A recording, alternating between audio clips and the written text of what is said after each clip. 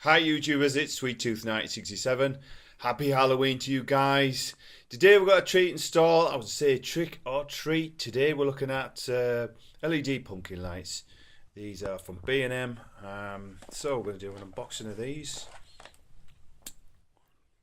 Okay, we're going to pop them around the fireplace where the pumpkin is, or the Americans say jack-o'-lantern. I like jack-o'-lantern. Oh yeah, and you need two AA batteries to operate them, guys, because they're not in with a pack. Just in case you get home and the kids are going, "Come on, switch it on," and there's no batteries. So just remember that, okay? The usual grime made in China, I imagine, but they're cheap and they're cheerful. And they go up for a couple of days.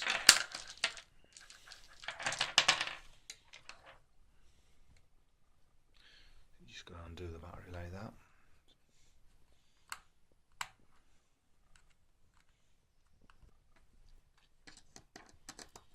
Just fits in like that, dead easy.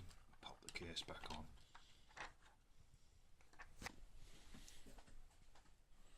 There you go, guys. Happy Halloween. They've got their little faces on them. Jack-o'-lantern, scary faces.